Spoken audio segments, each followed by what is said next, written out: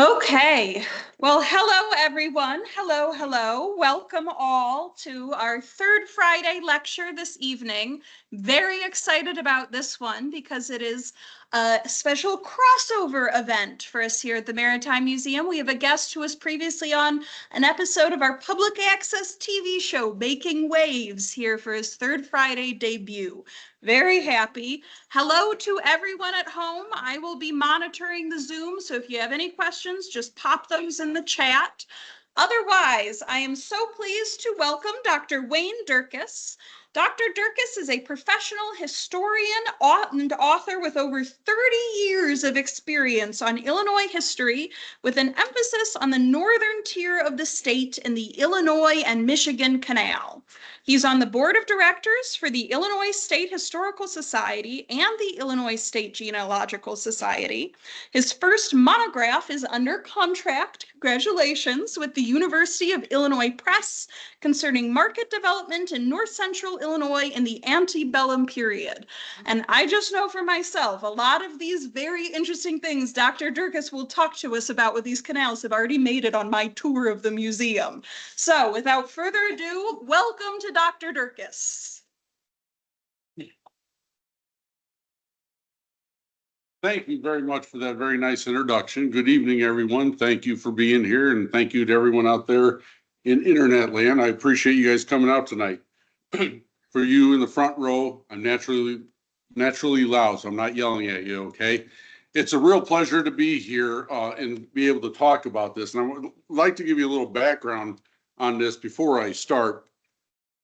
My first book, which was my dissertation, looked at something that had been missed for a long time. There's been lots of examination on Chicago and how it initially grew. And of course, it's the relationship it had with the communities out west. So I looked at out west and did a dissertation on them and how they formulated and how they worked with Chicago. And in the process of doing all this, I found out that obviously the canal plays a significant role for both Chicago and the hinterlands. And that is now going to be the topic of my next book, because lots of neat stories have been done. The historiography on the I&M Canal, Illinois Michigan Canal, is a little weak, and I think it's time for a reboot, especially when you look at the canal and see what part it really played. A lot of people just assume, okay, it helped start Chicago and that's it. And that's not really the case. There's so much more to this canal.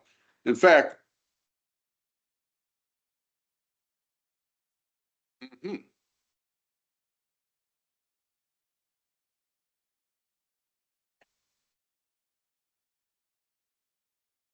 See.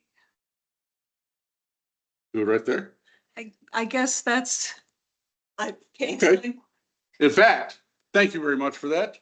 My argument is that the Illinois Michigan Canal was much more than just an internal improvement that gave birth to Chicago and the Western canals.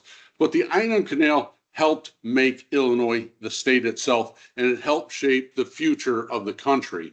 So what I'm going to talk about tonight is this argument for a brief time to kind of give you guys a taste of what we're looking at, because internal improvements of this time, and internal improvements in the 1830s and 40s, included everything from roads to canals to river improvements and the such, and eventually railroads. So in Illinois, the I&M Canal played a much more significant role than history has given it in the past. So it's very important to understand this aspect of sectionalism. Now, sectionalism is when you look at the United States in this time frame and three sections, right? We all are aware of the North and the South, obviously from the Civil War, but the West, right? And during the 1830s, Illinois was the West. And that's very important to understand at this time.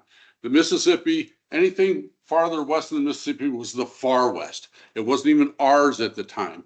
And this sectionalism played a very, very key role, especially when you think about Illinois itself, because Illinois is like a dagger heading into the South from the North. And as such, Illinois at the time that we're talking 1830s and 40s was both a northern state and a southern state. Both sections claimed it, okay? And we're going to get in that in more detail here in a minute. But Cairo, Illinois, right there, is farther south than Richmond, Virginia, to put it in perspective, okay? That's how long Illinois is within the state. And we'll get into more of that. The first thing we have to talk about when it comes to Chicago and Illinois is obviously geography. Talk about having the blessing of geography. Chicago absolutely had it. And it all goes back to the classic glaciers, right? Back in with the Illinois and Wisconsin glaciation that continued heading south, which was really important. It pushed through Illinois and carved out a lot of stuff, right? Obviously, it formed the Great Lakes. You guys are all aware of that. It also created a very specific thing that plays a key role into the formation of Chicago, and that is moraines. And we're going to talk about moraines in a little bit. It's where the ice continues to push gravel and dirt and boulders and everything, creating this little crest that sits out there. And if you look at the moraines in Illinois, they look like a series of little waves coming southwesterly off Lake Michigan. Very, very key at that time. And another thing that the glaciation created was the fact that the meltwaters all headed south, creating the Illinois River, the Mississippi River, which all ties in later on in our time frame as an economic package. So everything hinges on what's happening with the glaciers. And glaciers do a little bit more for us too. And that is they create a continental divide. Now, in case you're not aware, everyone's aware of the big continental divide out in the Rocky Mountains, but there are 7 continental divides in North America. And this is by far one of the most important. So this dashed line that's outlining the Great Lakes there in the St. Lawrence Seaway, all the rivers and stuff inside that flow towards the Great Lakes, and everything else flows away from it.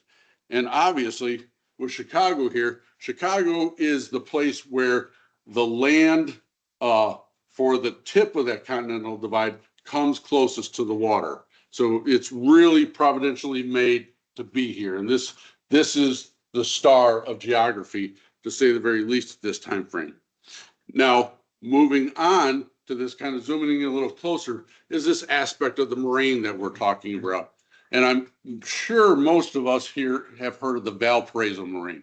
Very, very important moraine here. And this is so weird for me having to stand behind. I'm usually floating all over the place in class. So this is very interesting.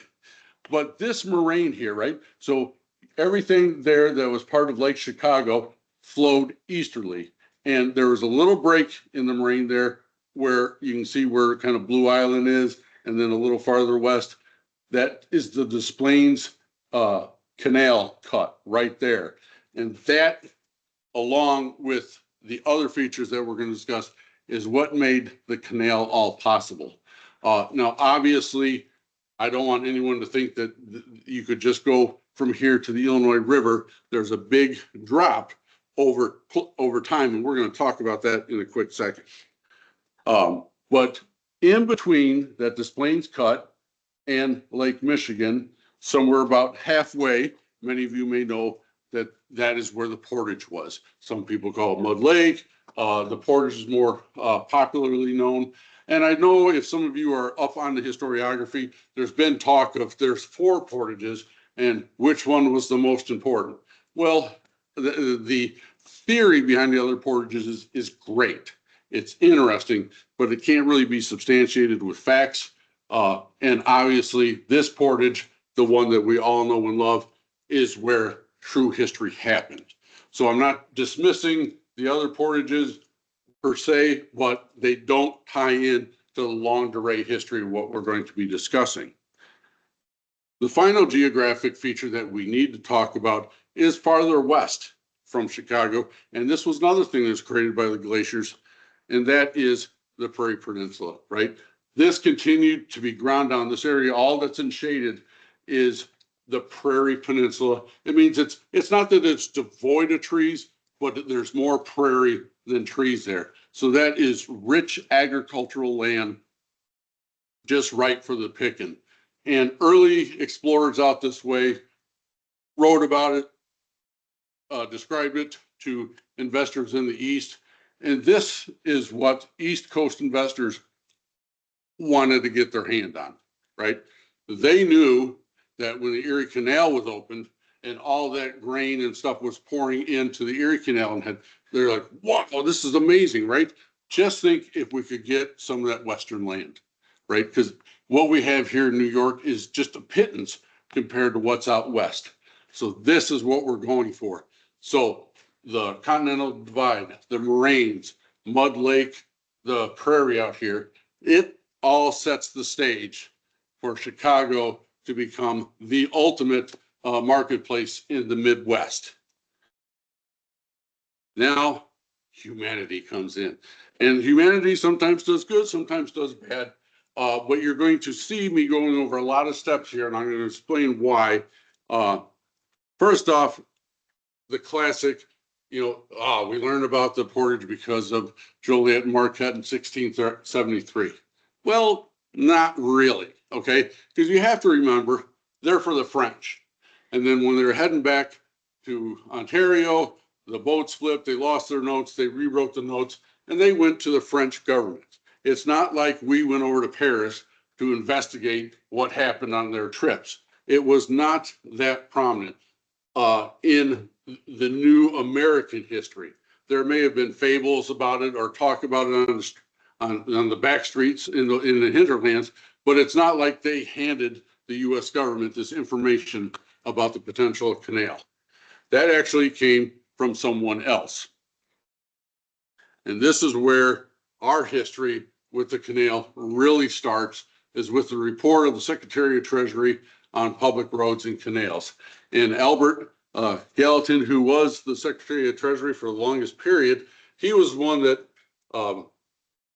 officially authored this, even though he had a lot of individuals working on it, mappers and surveyors and stuff like that. And it's a very detailed, very dry report, and it examines the United States as a whole. But in this report is the first American mention of the possibility of a canal out in what would later become Chicago, right? I think it referenced Fort Dearborn at the time. I don't recall them even saying Chicago in the report. And it was a small blurb compared to what was happening in the East Coast, right? East Coast still was getting a lot of the initial information here. But 1808 is when it entered our lexicon as a potential, right? And someone extraordinary picked up on this. And that was a gentleman by the name of Jesse Howley, right? And Jesse's this really interesting fellow. He was a big proponent of the Erie Canal, right? He wanted the Erie Canal. So he was pushing for this, pushing hard. He was pushing for the government. The government wasn't really responding to him. So he did what any entrepreneur did at that time, and he went after the papers. He wanted the papers to get this because it's very normal in his time frame in 1810. If one paper got it, they usually shared it. And you can see his series of essays, and there's 10 of them that end up going up and down the East Coast. And he is talking about canals. Obviously, he's very big on Erie Canal. That takes up a lot of his writing. But he also talks about the potential canals throughout the United States. And in essay number 10, his final essay, he gives some credence to the possibility of a canal out here in the Illinois territory, which is really important because now, thanks to him, many people on the East Coast, north to south, from Maine to Florida, have an understanding like, hey, there's some potential out here. And word of mouth back in this time frame is absolutely key. He's as close as you can get to a canal lobbyist as humanly possible, even though I don't think he ever made it to DC. But the stories spread a lot, and a lot of people picked up on this. And the reason that's important, you're going to see in a little bit, it just adds to this cacophony of different literature that focuses on this, that the general public is reading. Now, another aspect that is happening in this time is an Indian treaty. Now, how should an Indian treaty deal with the canal, right? It's all about land taking. So what's happening here?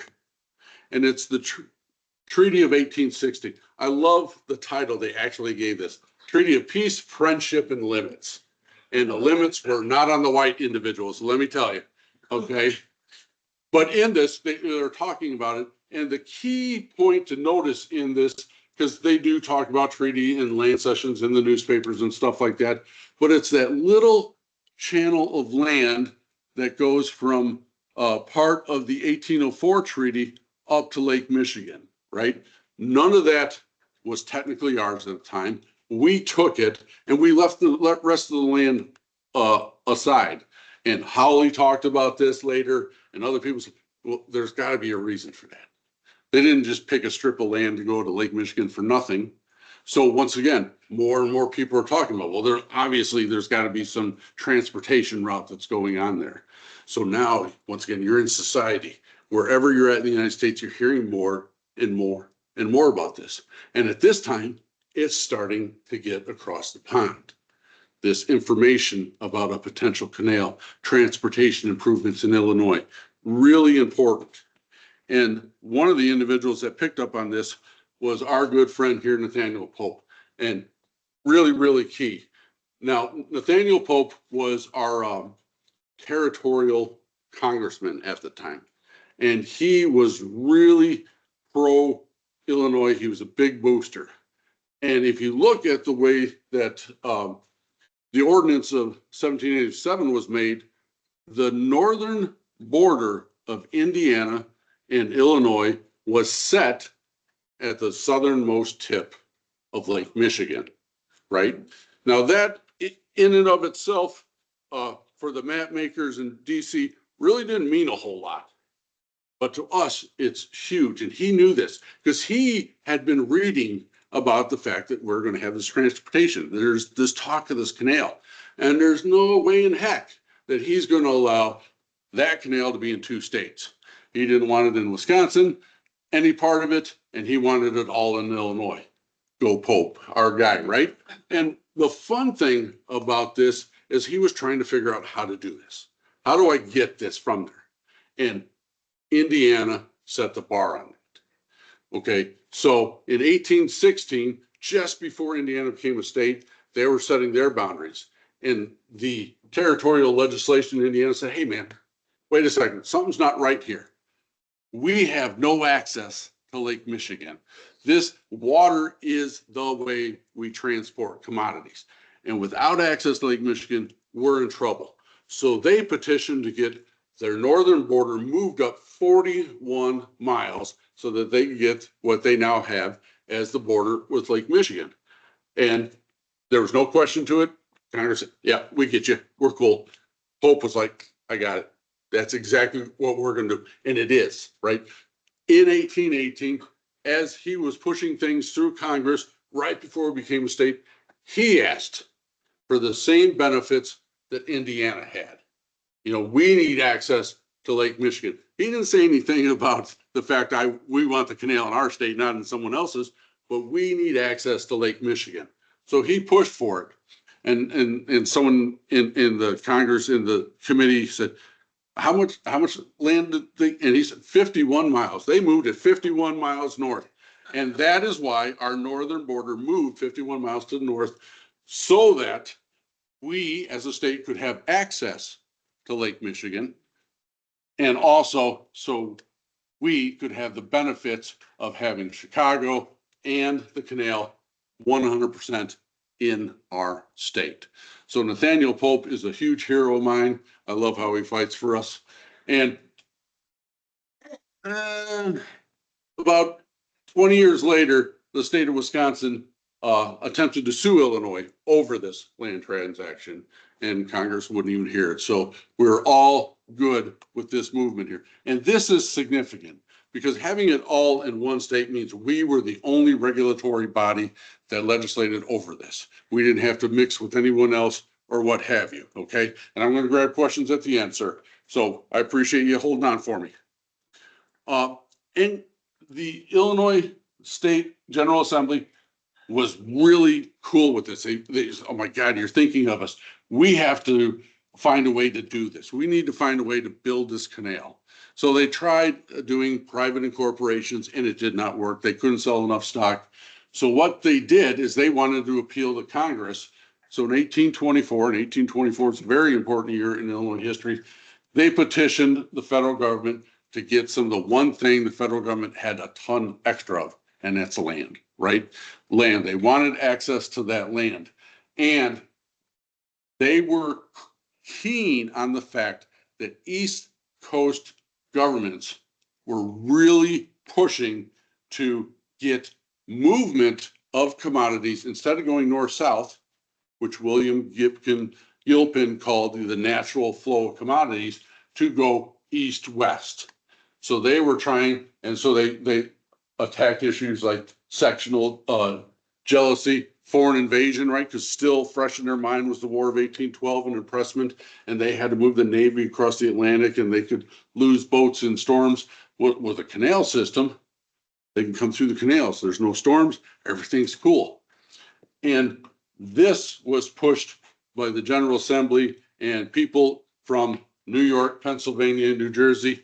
They picked this up in Congress, and they actually decided to give Illinois the land that they needed to make this happen, right? So the connection between the East and the West is happening.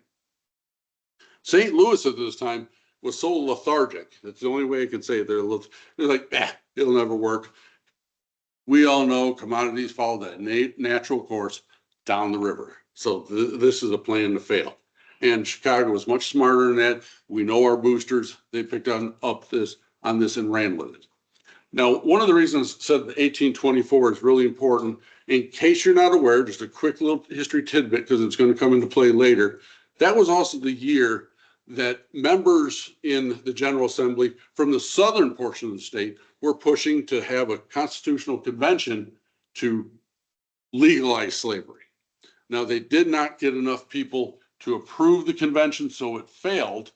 But there was a large southern contingency, right? I told you Illinois was a northern southern state, and we're going to go into that a little bit closer. But this is all adding, because this is the stuff that people are seeing in papers. Once again, everyone's reading all this stuff all over the country. This is not just in the Congressional Globe where no one reads it. This is the highlights of the day. Yeah, pretty boring highlights, right? So when they got the land, they went ahead and they started a myriad of surveys to put this all through. Everyone knew Chicago was going to be the eastern terminus. There was no ifs, ands, or buts about that. Peru was initially the western. Then they moved it to Ottawa. And then they found out that the river would not rise high enough for the boats to get through. So they pushed it back to Peru. And that's where the terminus is now, Peru, where I live now. Chicago, and there's Mud Lake, right? So this is a significant aspect here. And this, a much smaller version of this was hand drawn into cut reliefs and put in the newspapers too. So this information is getting all over the place. It's all over there. So they decided that we got the land now, we got the surveys, it's time to start building this thing. And then more information is getting out, right?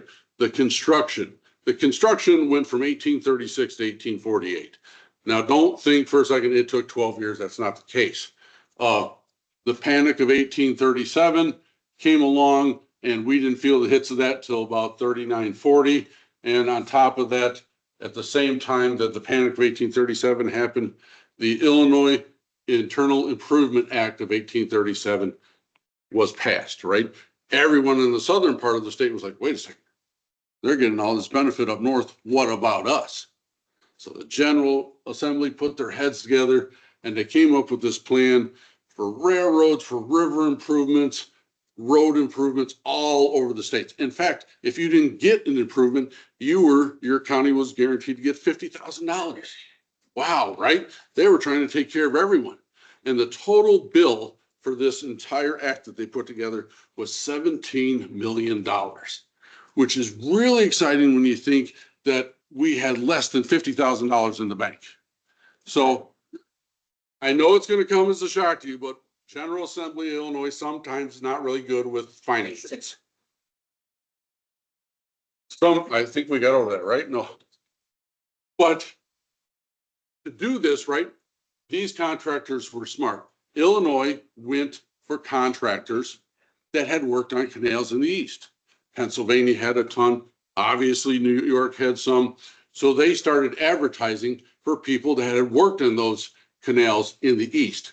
And this is one example in a Pennsylvania paper. And this was this exact advertisement, word for word, I've seen as far south as South Carolina and Georgia and all the way up in Maine. And there are many more like this.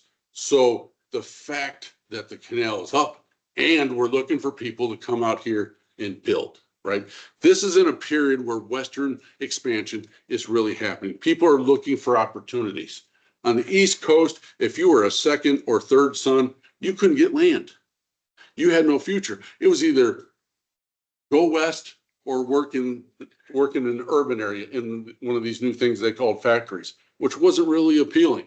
So this was getting all over. And then some of these contractors put these in papers, England, Wales, Ireland, of course, France. It just started going all over Europe. So there's this global movement in the papers to try to get people to come to Illinois because we needed people to work on the canal.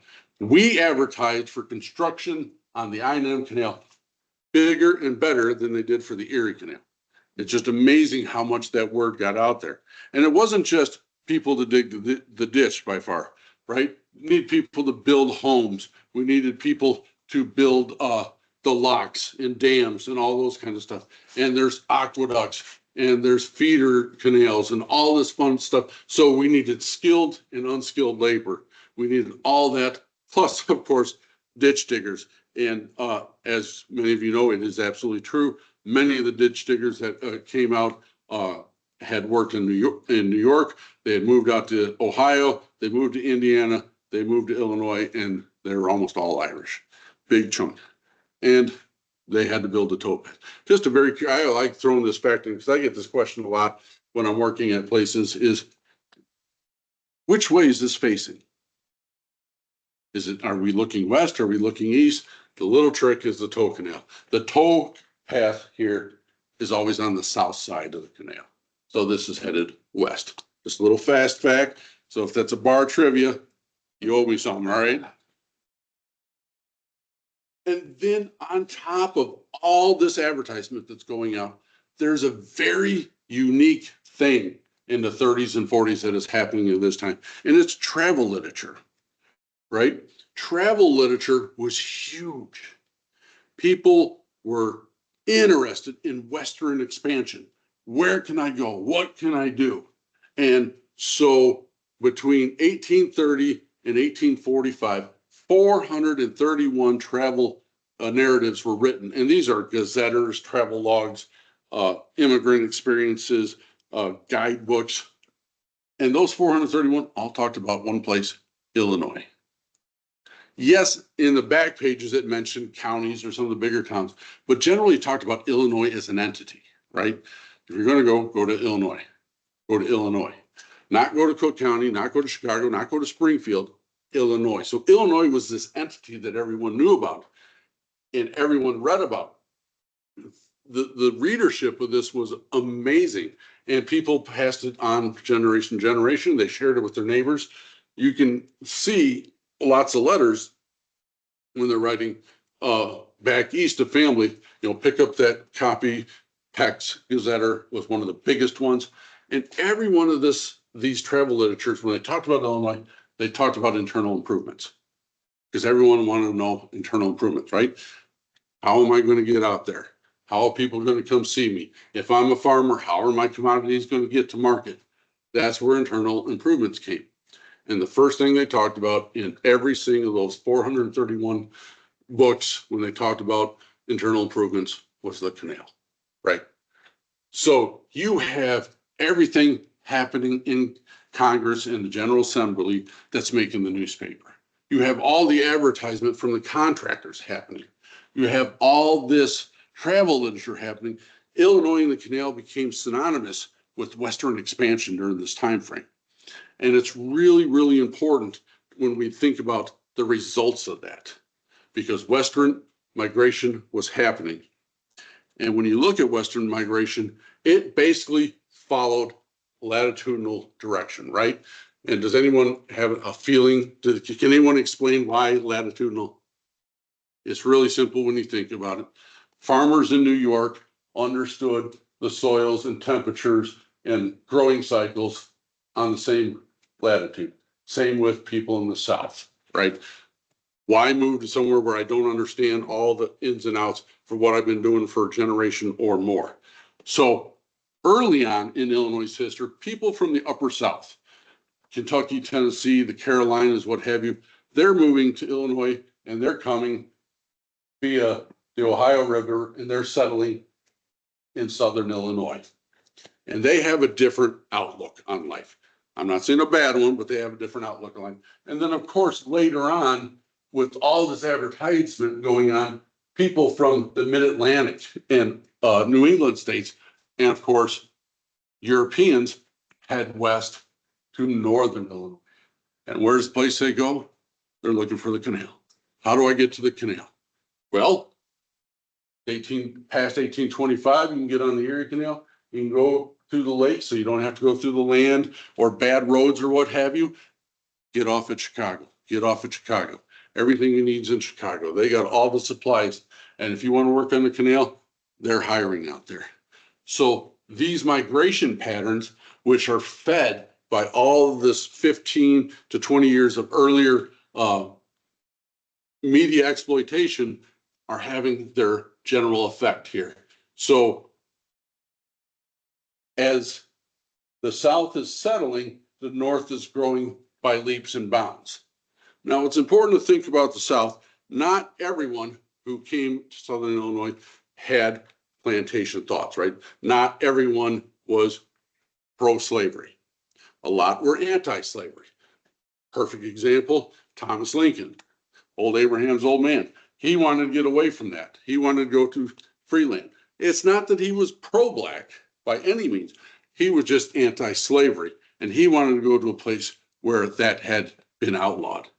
Now, obviously, on the reverse, yes, there were people that were pro-slavery in the North, but it's a small amount, because one of the major things when you moved west wasn't just the wagons and your family and hogs and seeds, but your values, your mores and stuff like that. So lots of different enclaves existed in Northern Illinois, and those enclaves were not just nationalities, but they're religious, right? So Methodist and Presbyterian and many different religions that just abhorred slavery. So there was a few, but they really didn't, the pro-slavery people in the North really didn't talk about that. And this is where things get interesting, is the results of this migration. This is where everything starts to happen. And this chart, unfortunately, can't tell you everything, but it gives you an examination of what we're looking into. Because when you look at voting patterns for a 30-year period on the municipal level, oh my gosh, it's an insane amount of numbers, to say the least. But if you look here, and I've broken it down by the northern third of Illinois, just 39 counties, and the southern 2/3, I think that's 63 counties, you can see that shift in percentages. Now, it shows in 1860 that the North overtakes the South in population. But when you factor in, and I used 1824's percentages of who voted for having a slavery convention and who voted not to have, it's about 1842 is where the population of Northern Illinois plus the anti-slavery people from the southern part outnumber the slavery people in the South. And 1842 is a big, you start seeing major shifts in what's happening politically. Because what is one of the things that comes with increased population? Increased representation, right?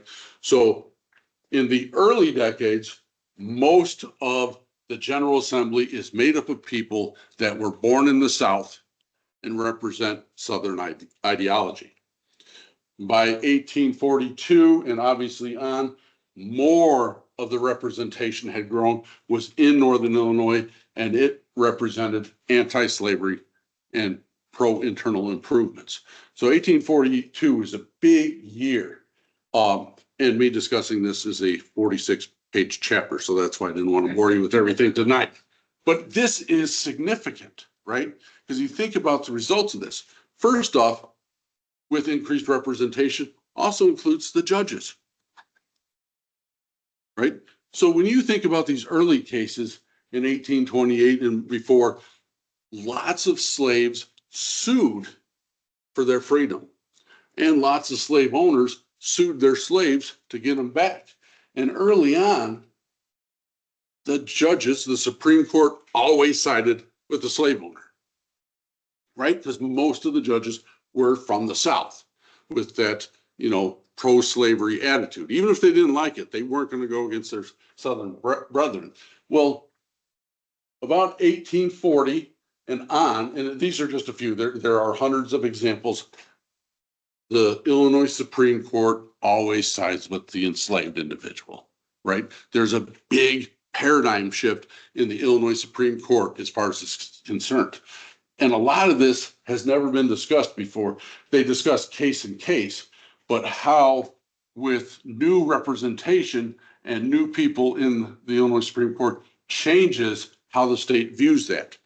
In fact, let's see, I don't follow my script at all, do I? This is horrible.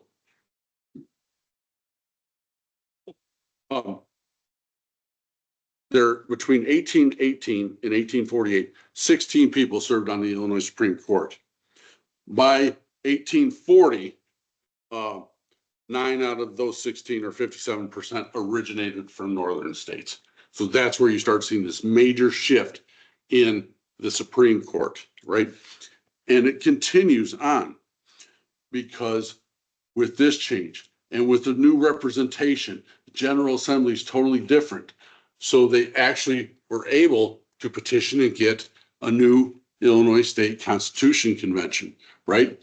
And when you look at who voted for this, 60,000 plus were for it, 15,000 against. The majority of these people came from the southern part of the state. The majority of these came from central and north, and it changed how our Constitution read.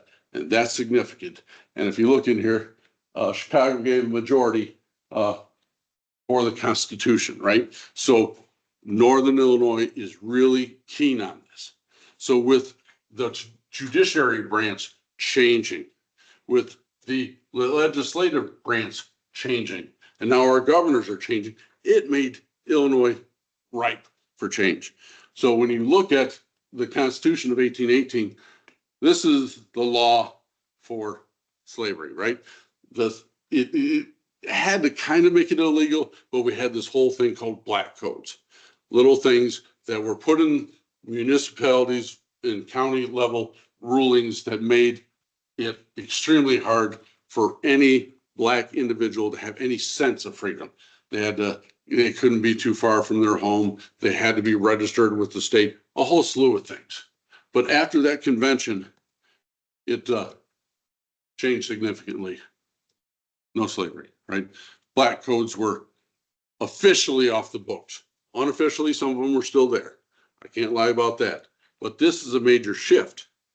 And where this all comes into play is because the new Republican Party sees Illinois as a place that is totally against slavery.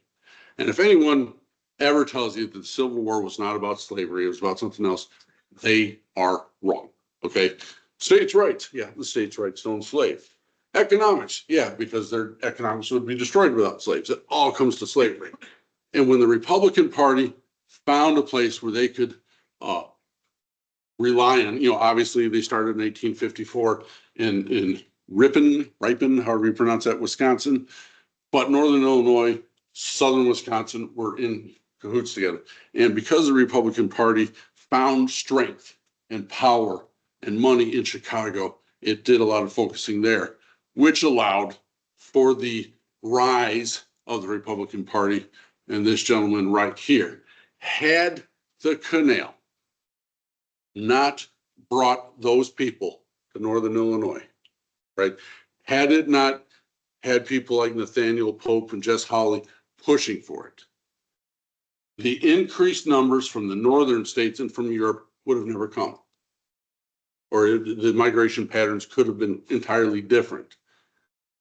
And had the canal not made Chicago the economic marketplace that it was, the most dominant in the Midwest, far surpassing St. Louis because of their lethargic attitude towards everything, things shifted to the north in relationship with the east. If you look at all the Chicago boosters that were coming here at this time to help the Republican Party to be a part of this, they were all funded by East Coast investors, right?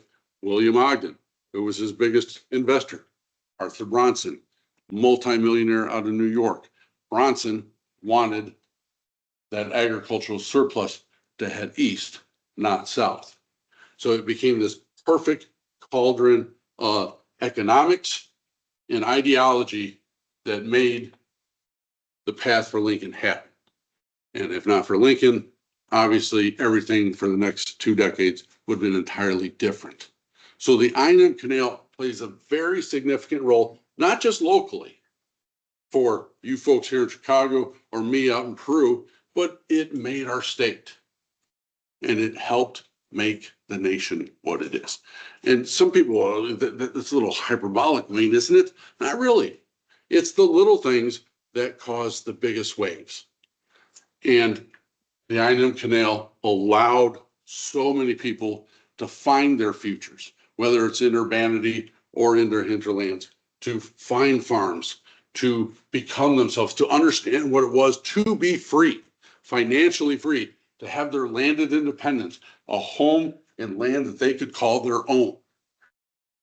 And that increased that anti-slavery sentiment in the North. It was just a perfect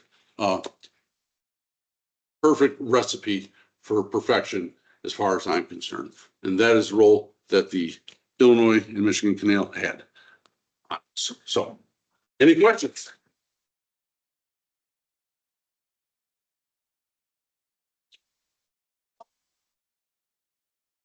Yes, ma'am. Illinois, because of the Illinois River, Michigan, because of Lake Michigan. So the canals are designed to talk about the two bodies of water that it connects. And sir, you've been very patient with me back there. So yeah, yes. Thank you for waiting.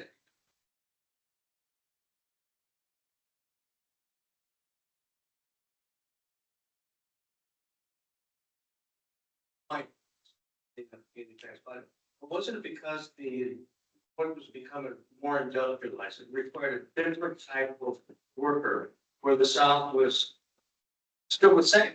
You're absolutely 100% correct, right? The whole thought process of life was different, right? In Southern Illinois, it was very common. The old saying goes, if you could hear the shotgun of your neighbor, it's time to move. The neighbor's getting too close, even though it could be a couple miles away. They're very subsistence level. And there's nothing wrong with that, but they want to take care of their family, and that's what it's all about.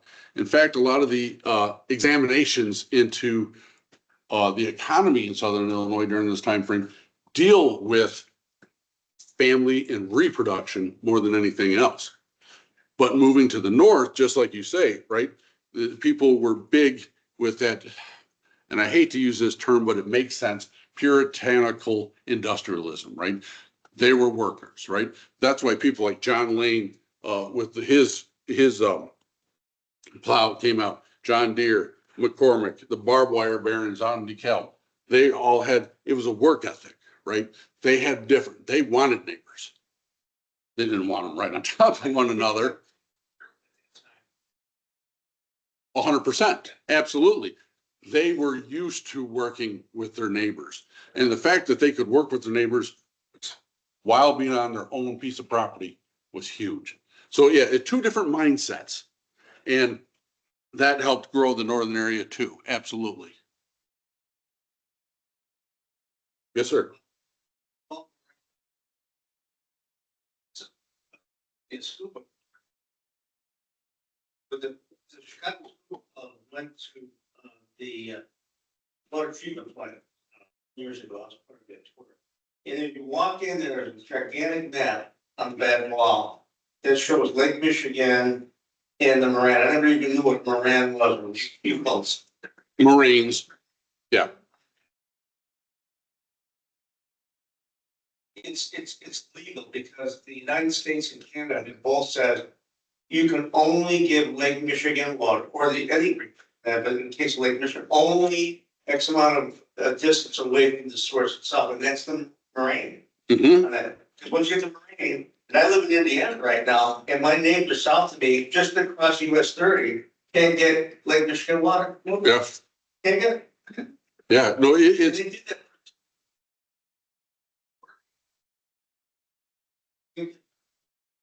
there was lots of concerns about that. And, you know, it's very interesting, the role that they played, because they were significant for all the locks and dams that we had. So there was a total of 15 locks, because between Bridgeport and Peru, the level of the water from Lake Michigan to the Illinois River drops 141 feet, which is nothing when you think about what had occurred at the Erie Canal. They had 300, 400 foot drops that they had to deal with. It was crazy. Has anyone ever been out to Starved Rock? Okay. You see on top of Starved Rock, the flagpole that's up there? There's a little ball. Do you know that ball is exactly 141 feet from the Illinois River? So if you want to know how high Lake Michigan is from there, look at that ball. I love the little fast facts, right? You guys are going to win a bar trivia, I tell you. If Illinois history comes up, you guys are set. Yes, sir. Yeah, thank you for the presentation. Oh, absolutely. My question is more like finances. How was the I&M Canal funded? Was it through bonds, and who were the bond holder? Well, they attempted that, but they couldn't get enough people. So what they did is the land that was given to them from the federal government, they did it by section. And so you had a section that was state land. Next section was federal. Next section was state. So it looked like a massive checkerboard going across. So all the state land, 10 miles north and south of the proposed canal, they could sell to pay for the canal. Now, obviously, when you got to places like Ottawa, LaSalle, Peru, Chicago, they sold it in lots, and lots were quite different, right? Ottawa, LaSalle, Peru grew slowly. Chicago, some of the prices in that were quite significant. If you ever get a chance to read some boring economics but exciting, Homer Hoyt's book, 100 Years of Chicago, it talks about the land growth in that time frame, and this, you know, people that were buying lots for $100 in the morning and selling them for $8,000 in the afternoon. Crazy stuff. Yeah, it's amazing. That was the plan to pay for it. Land sales didn't happen right away. The thing they forgot about, like, if I'm going to sell you a lot of land, okay, and it's X amount of dollars, you're not required to give me the full amount. You only have to put down a percentage and then pay over time. They were thinking that you would just come give me the whole money and now I can start doing it, but that didn't work. And that's what kicked in with the Panic of 1837, the Improvement Act. So what they actually had to do, because work stopped on the canal for about 4 or 5 years. And we sent a team to New York and to Europe to borrow the money. So they went there. I'd say roughly Europe paid for 60%. New York paid for 30%. And the other 10 came from Illinois investors. And then we had to obviously pay that back. So if you ever hear about how we were going to repudiate our debt, but Governor Ford said, no, we are going to pay our debt to keep our credit rating up. Other states did repudiate their debt, like Alabama, and no one put money in there. A lot of southern states said, we're not going to pay you back because we can't. No one else invested money in it.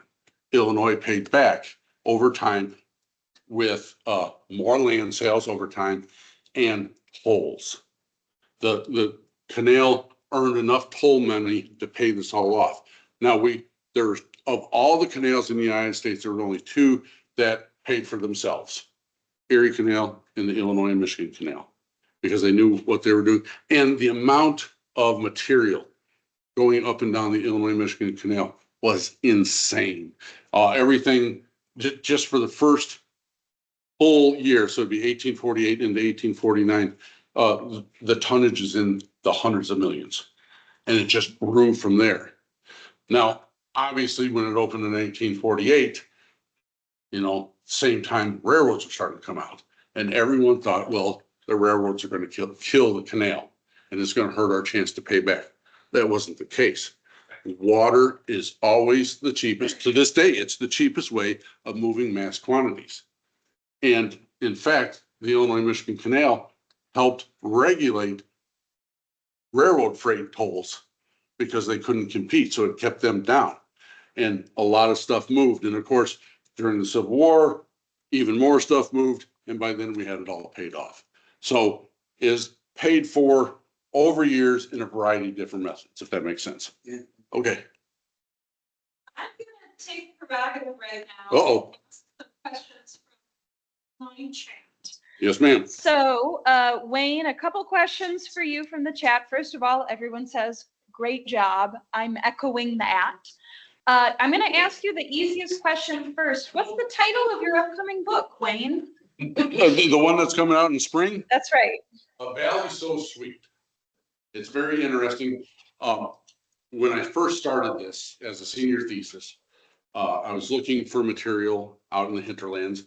Went to LaSalle County Historic Society, and there was a set of diaries that had never been opened. And I got to help cut them open, right? A gentleman by the name of Amos Ebersol, he wrote diary, and usually diaries in that time frame, rained, picked corn, they're very blah. This dude wrote about everything. He wrote about his love life, his courting. He wrote about drinking. He was a teetotaler, so he wasn't a fan of it. Politics and all. And in one of them, he wrote this little stanza about what he thought of his home. And in it, he said, "This is a valley so sweet." So I just stole his words to talk about the lower Fox Valley River area. Great question. So another similar one that I'm guessing will be a harder, concise answer. Do you have any other book recommendations, articles? Where should people go if they're interested in learning more about the Illinois economy of the 1840s and the antebellum period? Wow, that is a wonderful question. The historiography has gotten better. If you want to learn about Chicago and its rise in market dominance, William Cronin's Nature's Metropolis is by far, you have to read it. If you haven't read that, you don't know nothing, right? And even Chicago Before the Fire, the book that recently came out, I think it was Kane who wrote that book. He references it all the time. Of course, I reference it. And it is a wonderful book from a Chicago viewpoint. If you want to know about the hinterlands, he says the hinterlands and they fed Chicago. And now let's move on. So go to Nature's Metropolis first. Okay, and one last question from the chat, which is from Annette Anderson from Friends of the Chicago River. Okay. She would love to know if you can speak to any important aspects of the Sanitarian Ship Canal, which stopped at I&M, but Absolutely. No, and you had me psyched out there because my sister's name is Annette Anderson. So I was like, oh my God, I actually got my sister to pay attention. Yay. No, and I deliberately avoid that because because of the reversal of the river and the environmental aspects, the economic aspects, it's an animal unto itself, right? And I'm going to be blunt with you guys. Don't tell anyone out there. The 19th century is so much easier to deal with, even though the fact that there's sparse data. If you want to investigate 20th century stuff, they wheel it out in carts and carts. And you're like, okay, no. So, when I study this time frame, and it's only 217 linear feet, that I can handle. 5,000 linear feet becomes too much. So no, in that, when you're researching new history, you're trying to find something that hasn't been explored yet. And I think the sanitary canal has received better research over the years than the canal itself. So I really don't have anything new or interesting to add to it. But together, I mean, absolutely fascinating stuff. No. The sanitary canal opened in 1933. And so what happened in 1933? The Illinois Michigan Canal officially closed in 1933. Thank you. See, you can't make a mistake in Chicago history when you come up here. You guys are on it. Well done. But to that point, the Illinois Michigan Canal couldn't handle the new loads that were coming in. It was way too small. It was designed at best to be 60 feet at the surface and 30 feet at the bottom. I don't know the exact dimensions of the sanitary canal, but it's significantly larger. Yes, please.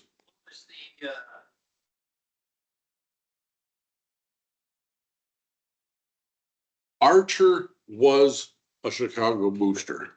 And now, in case you guys aren't, I know I've said that term a couple of times.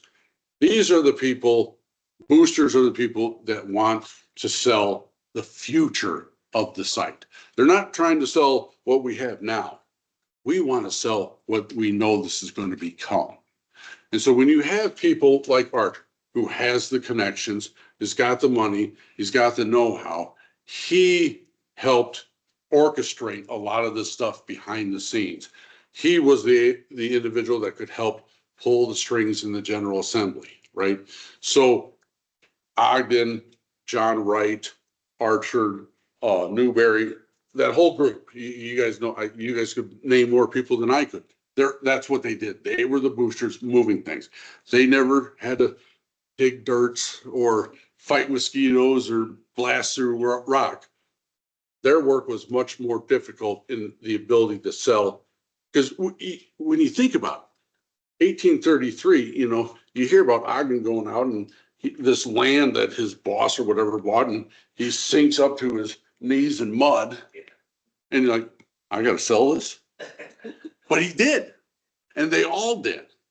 It was a swamp. You guys all know this. There's no reason whatsoever we should have built here. But they saw the future, something that I can't see. And that's where Archer played. Does that kind of answer your question? Yeah. Okay. And sir, you did raise your hand right there. Yeah, it seems that we got really lucky in that. You're early at the start. You talked about the moraines, and Chicago is at the very, very edge of the one glacier moraine. Yes. And is it because we got lucky that the Plains River doesn't empty into Lake Michigan, that they use that river to build their canal to? I would argue that Chicago is geographically the most advantageous place in U.S. history. I could deal with an argument for New York with their harbor, but you want to talk about geographic features coming into play together to formulate the perfect site. You're 100% correct. If the land went straight across, it's hard to say what would have happened here.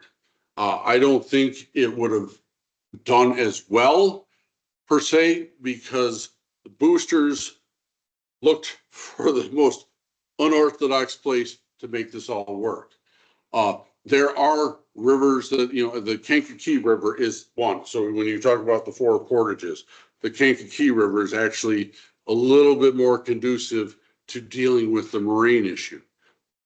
But it didn't have the boosters. It didn't have the people selling it. And the ability to create a stop and starting point on that moraine at Bridgeport was absolutely essential for the canal to work. Absolutely.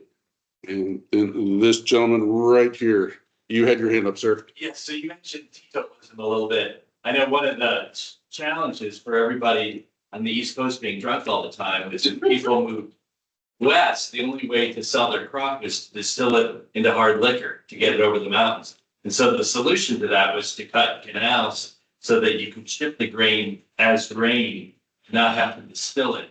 Exactly. Did that play any role? I be too far west. No, not absolutely not. You know, because there's two ways, not just distilling it, but putting it on the hoof, right?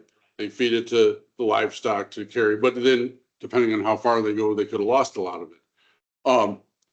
It's very interesting because Ebersol states very clearly he would not sell to distillers, right? And there were others like that. But it's also indicative that there were plenty of distillers there, right? So when you look at some of the passes, right? So when you had your canal boat going back up to Chicago, you had to declare what you had on there. Whiskey was there all the time, heading east, right? So distilling played a massive role in the traffic that was going up and down. You know, merchandise wares and everything was one thing. You had to have massive quantities to be like lumber, grain, whiskey. So it was important back then. And it was not just because people enjoyed it, but it was usually one of the healthiest things that they could drink. So water was questionable, milk was questionable. Not a lot of people were into tea, so coffee and booze. Hence why I'm in Illinois. No, I'm kidding. Exactly.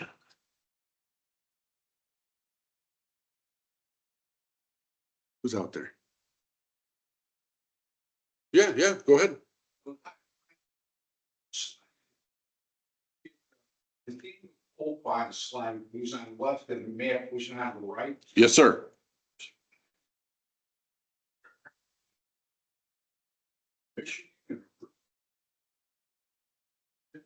I don't think get by. That's my mind is about it lives. Ooh, too far. Look up in Michigan. It looks like a big lake. Oh, what, it's hard to see from there, sir. That is actually indicative of a moraine or hills. It's not very clear there. Yes, sir. Yes, sir. No, great question. Because yeah, when you look at it, why is there a snake there? So.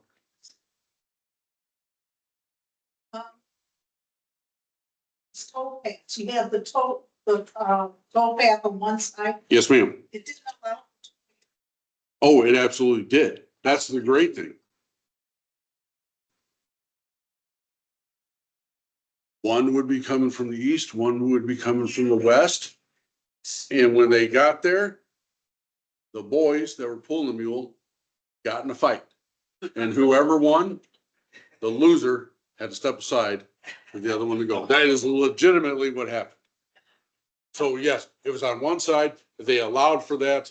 But you know, if they couldn't work it out amicably, you know, if I was there and some 6'6" guy, go along, sir, you know, but yeah, it was known for fights and sometimes barge people had to break them up because they got very bloody. Great question. Yeah. Well, Dr. Duerkes, thank you so much. Thank you. Thank you. I appreciate it.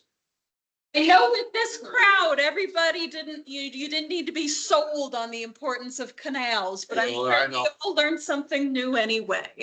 Yeah. So thanks everyone at home.